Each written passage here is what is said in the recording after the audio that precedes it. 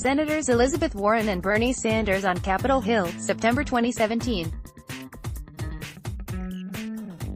Yuri Gripas, Reuters. On the menu today, on the eve of the last debate before the Iowa caucuses, Elizabeth Warren accuses Bernie Sanders of saying a woman can't beat Donald Trump. As Cory Booker departs the race, most Democratic candidates demonstrate that they learned the wrong lessons from 2016. The outlook grows darker for the Iranian mullahs, and the weirder bits and pieces of Sanders' life. Advertisement. Elizabeth Warren tries to nuke Bernie Sanders. Elizabeth Warren, back in July, discussing her friendship with Bernie Sanders. "Bernie and I have been friends for a long time," said Warren in an interview, insisting their civil relationship will carry over to the debate stage. "I can't imagine why it wouldn't. I guess she didn't have much of an imagination," Senator Elizabeth Warren of Massachusetts said on Monday night that Senator Bernie Sanders of Vermont told her in 2018 he did not think a woman could win the presidency. Ms. Warren's description of the comment, from a private one-on-one meeting, represents a remarkable salvo at her leading Liberal rival in the 2020 race just 3 weeks before the Iowa caucuses. Mr.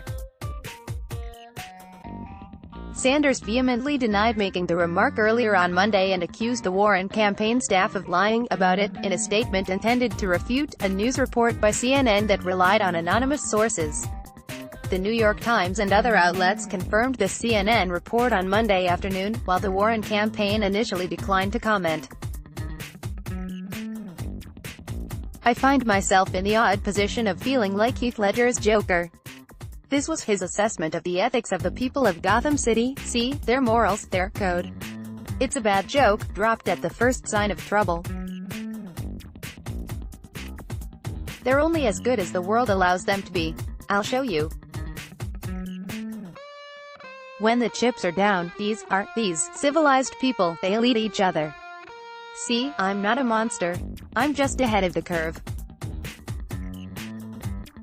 Advertisement. As for whether it's true, we're in the odd situation where this is the sort of thing Sanders would say and simultaneously the sort of thing Warren would lie about.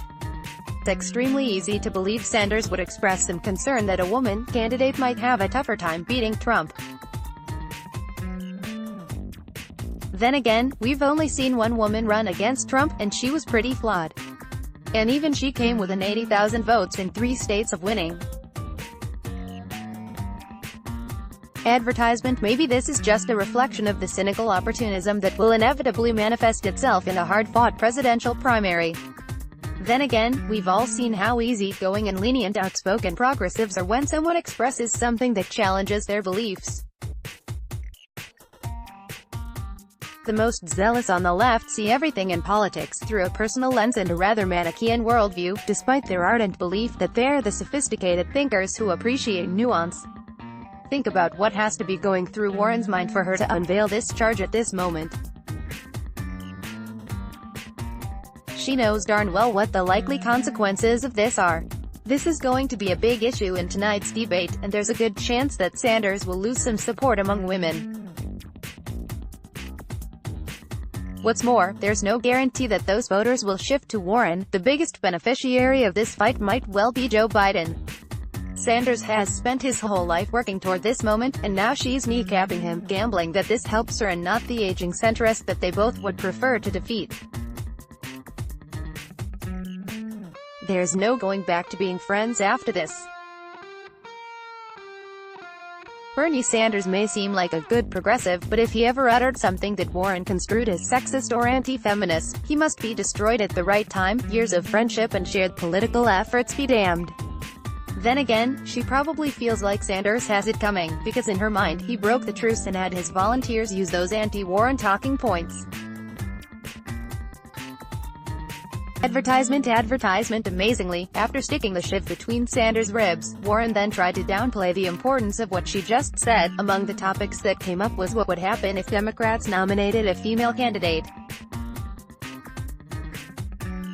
"I thought a woman could win." "He disagreed," she said. "I have no interest in discussing this private meeting any further because Bernie and I have far more in common than our differences on punditry." She added that she and Mr. Sanders were friends and allies, and said she believed they would continue to work together to beat Mr. Trump. Most of the 2020 Democrats did not heed the hard lessons of 2016 advertisement. As mentioned above, there's a debate tonight, 9 p.m. Eastern, featuring Biden, Sanders, Warren, Pete Buttigieg, Tom Steyer, Amy Klobuchar, and that's it. No Andrew Yang, no Tulsi Gabbard, no Michael Bloomberg, no Michael Bennet, no John Delaney, no Deval Patrick. Folks like me who complained that the crowded debate stage meant that almost no actual debating occurred will finally get a reasonably contained 6-candidate stage. From where I sit, the theme of the 2020 Democratic presidential primary is that a lot of the rising stars in the Democratic Party, Kirsten Gillibrand, Kamala Harris, Beto O'Rourke, Julian Castro, Cory Booker, were paper tigers. A grand total of 29 Democrats of varying stature looked at Donald Trump's victory in 2016 and concluded, "Why not me?" But that was entirely the wrong lesson to take. Trump entered the 2016 GOP presidential primary with 99.2% name recognition, according to a survey commissioned by GOP consultant Liz Mayer. What a lot of people who cover politics missed in 2015 and 2016, including myself, was how much Trump's image and reputation in the political realm had already been shaped by his fame in the cultural realm. It almost didn't matter what Trump said or did as a candidate, because a lot of people felt like they already knew him, and that they had known him for a while. Since the 1980s, Trump had associated his personal brand with ostentatious wealth, luxury, and success. He had somehow convinced major news organizations that he was an all-purpose expert who made for a good interview, no matter the subject, in part because he was never boring. CNN's Larry King would regularly have Trump on and ask about the news of the day, like what the U.S. government should be doing about Somali pirates, as if the Manhattan real estate mogul was some sort of naval warfare expert. On Fox News, Greta Van Susteren asked him how he would negotiate a deal to avoid a government shutdown. He was a frequent guest of Regis Philbin. Barbara Walters declared him one of her most fascinating people of 2011, alongside Kim Kardashian. Advertisement: Trump was such a celebrity that entertainment shows like the Late Night Talk and comedy shows didn't treat him like a presidential candidate, even after he started running. In November 2015, while Trump was running for president, Saturday Night Live invited him to guest host, a decision that cast member Taran Killam later said only grows more embarrassing and shameful as time goes on. And members of the media wonder why no one heeded their criticism of Trump in 2016. The lesson of 2016 was not, if Donald Trump can become president, anybody can become president. The lesson was, if Donald Trump can become president, any celebrity who is already extremely famous and associated with popular things can become president. Advertisement: most politicians are not well known, and many politicians have no idea how obscure they are or are in deep psychological denial about it. Why, everywhere they go, people recognize them. Yes, because they remember the one person at the airport who recognized them and everyone else sitting at the gate who didn't, or who didn't care that they were a former mayor or senator or congressman. Running for president is hard. Only one person succeeds at it each cycle. Successful candidates have to figure out how to appeal to a lot of people who are not their natural supporters. Gillibrand, Harris, O'Rourke, Castro, Booker, most of these figures had thrived in fairly liberal parts of the country and hadn't faced a tough primary fight in a long time.